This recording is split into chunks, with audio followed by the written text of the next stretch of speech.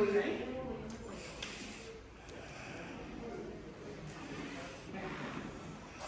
Hello everyone, my name is Izabelia. Welcome to my thesis. Before I begin, I would like to issue a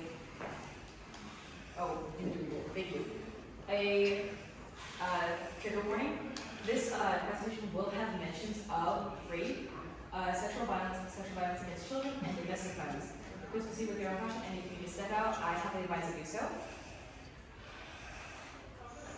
This is my quick overview. To quickly go over it, I will just mention that I will be majorly talking about my lit review, my studies and my findings, and my action research that I'm still doing it with you guys today. CSA is an abbreviation for child sexual assault. It's important to understand that sexual assault includes any unwanted sexual act, even for something as small as flirting or touching. When this happens to a child, someone who often doesn't even have the language or understanding to describe what happened to them, the trauma can be deep and long-lasting. The reason why I picked this was because I found it simply wasn't talked about enough. I don't hear much in schools, and I'm here between families and friends. And when you find out, like, the trauma can be long-lasting and very detrimental. Now, my question was, what are the long-term effects of CSA? Well, according to recent national data, in 2016, over 1.25 million children were confirmed victims of maltreatment. That is about 1 in 58 kids. Of that number, 44% were abused, which includes physical, emotional, and mental. Of that number, 24% were sexually abused, which made 132,697 kids.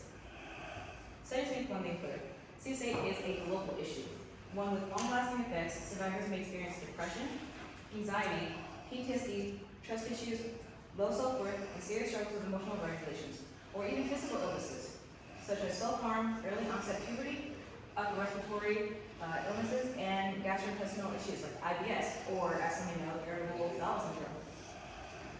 Some may develop cognitive disorders, oppositional defiance disorder, or to struggle with aggression and emotional disconnection, especially adolescents. Oppositional defiance disorder is when a person will oppose order or request, especially from an authority figure. As survivors grow older, they also may face ongoing issues in forming healthy relationships, and many live with a constant fear of intimacy or betrayal. One lesser known but a common effect is hypersexuality. Some survivors may engage in risky or excessive sexual behavior as a coping mechanism to try to regain control or use it as emotional validation. Most CSA cases involve someone that the victims already know, such as a family member, a friend, your neighbor, your teachers, a coach. But in today's world, grooming and online predators are a rising risk. Grooming is when an abuser builds a trust with the child, solely using often secrecy, flattery, or emotional manipulation to normalize the abuse. Social media and online gaming make it dangerously easier to coerce children into what they want by using social media or online gaming. They like to isolate kids and pose as friends and start inappropriate conversations. These will end up having the same effects as one will have with like in-person relationships. A surprising fact is it wasn't until 1974 that child sexual abuse was officially recognized as a national issue. That year, Congress passed the Child Abuse Prevention and Treatment Act, which forced institutions to begin acknowledging CSA as a legitimate form of abuse. Before then, it was often ignored, hidden, or dismissed entirely. To better understand public perceptions, I conducted a small anonymous survey. I asked, what percentage of female convicts do you think were in prison for sexually assaulting a minor, and the same for a male? Well, as you can see here, 56 people, this is my survey against across 56 people, sorry. And most people guessed that 25% of female convicts were in prison for sexually assaulting a minor, and 50% for male. Well, the truth is, that number is off. That number is actually a lot smaller than you would think it is. I want to conduct a little free research with you guys do. In this study that was done at UMass Boston University, it was done on 1,882 men. As you see on the screen right now, there is 1,882 dots. Which number or percentage, anything really, that you guys think are the percentage of sexual perpetrators? You guys can talk to each other. Sorry, can you repeat the question? What percentage or number of these dots do you believe are rapists or sexual perpetrators? 80%? You guys can speak, you can raise your hands. 45? 100 dots. 100 dots? Alright, well, it actually is only 6.2%. That is 120 rapists. And it seems a little bit across like 1,000 men, really almost 2,000. But 76 of these dots were reoffenders, which were responsible for 439 rapes. That is 6 per rapist. But they were also responsible for sexual assault, violence against people, violence against children, and sexual violence against children, and also domestic violence, which was 1,032 people. That is 14 victims per perpetrator. One of the anonymous people I interviewed shared their experiences. The abuse happened between ages 7 and 12, and then realized it was wrong until about 13 and 15. They described feeling shame, fear, and emotional disconnection. Their father and their stepmother, they're not the perpetrator, but they're related to the perpetrator. They refused to acknowledge what happened to them and outright dismissed them, shamed them, and called them a liar. They finally got that confirmation that they were in the right, maybe like 5 years later. And now they struggle with trust in men, and they especially struggle with trying to form new connections, especially friendships and relationships between people just as a whole. To close up, awareness and support can break the cycle. When we educate ourselves, we become part of the solution. We learn to spot the signs and support survivors when we speak up. Through conversation, action, and policy, I firmly believe that this will help create a world where survivors are believed, protected, and given the space to heal. This is my bibliography. Thank you so much for listening. Is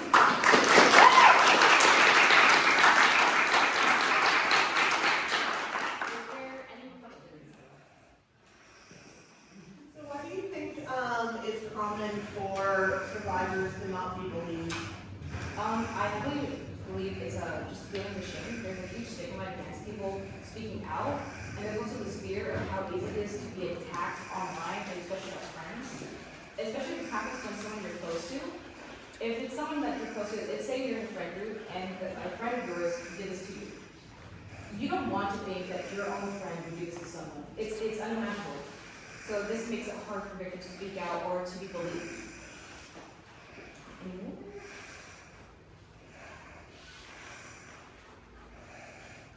What do you think, like, people, because there's like people who think this is okay, but don't understand the idea that rape is wrong. Where do you think the idea comes from? Is it something they learn, or something because it's happened to them themselves, or they hurt them? Well, most of the times with sexual perpetrators, they actually were victims of themselves at a younger age. And when children grow up to have that happen to them, they get heavily believed that this is normalized, that this is a normal form of like love, or that this is heavily accepted. And so when they act upon that, they find out that's not accepted. Yes? So, in your presentation, I believe you said that we wouldn't talk about this topic enough. So I was wondering, in the future, how should maybe schools or even families try to address this topic to their kids, such as grooming and even being aware of people online on the internet as well? With schools, I firmly believe that it's an education that we can have. You know how we have sexual health classes? In there we mainly learn about, the reproductive system, and we learn about consent, and we learn about, like the health that comes with that, but we don't learn about, like, it happening between people who don't want it. Like, for consent, we talk about it purely happening for adults, but we don't talk about it happening for someone that isn't even sex related. It could be something that's very intimate, but it's something that's like people don't want to acknowledge when that happens with kids. And in families, it is talked the majority of the time with females or girls, but with guys it's not. And I think that's just because of the stigma that they have.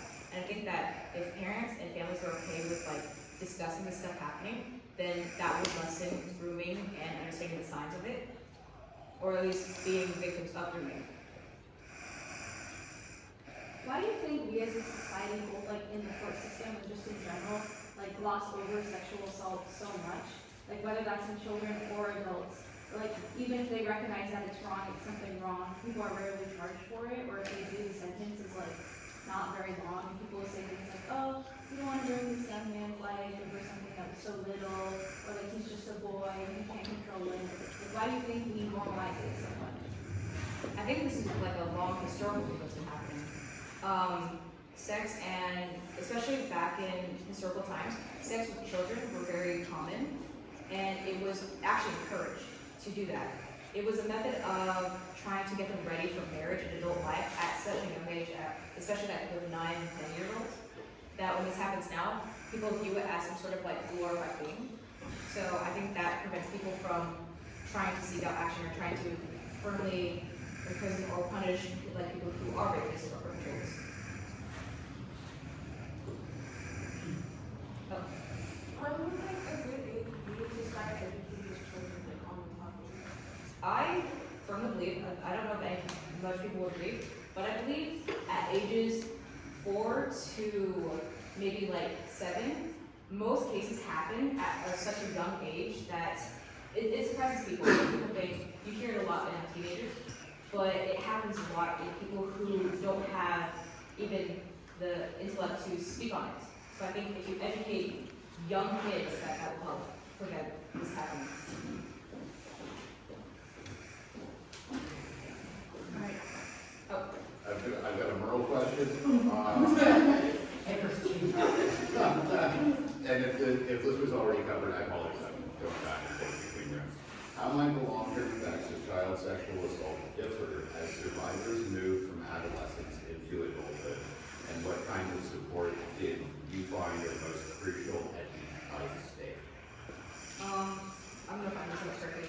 Are you asking if it's what's the difference between it happening in children or adults? I think the question is at least in part thinking about sort of trauma in adolescence versus what happens as an individual moves farther away from the actual assault, let's say, is also moved from adolescence into adulthood. There was this paper I've done, not paper, there's this paper I've read that was talking about mothers who experience this as children, and they have their own kids, and they see that now. This happened for them, mostly talk about how it happened in their teens to like adolescence years, and they still feel that way now, but because they have their own kids and they see that in them, they're afraid heavily on like what will happen to them. And sometimes you go, oh, we're married. And I've noticed that a lot with like close relationships with even like friends or like people like acquaintances or coworkers, is that you kind of push what you feel onto people and make sure that they're trying to be safe, but you can come across as very like constricting to them. And that pushes people away. Thank you. What was your favorite part of reading this book? My favorite part was, it wasn't a favorite part, it was no part that I really was like, oh, this is so fun. But I did enjoy learning about the moms. I didn't know too much about that, what it felt like if you had kids of your own. And that part made me feel like there's a weight in my stomach that I could not get rid of. I enjoy reading a lot, and reading about that was like eye-opening to me.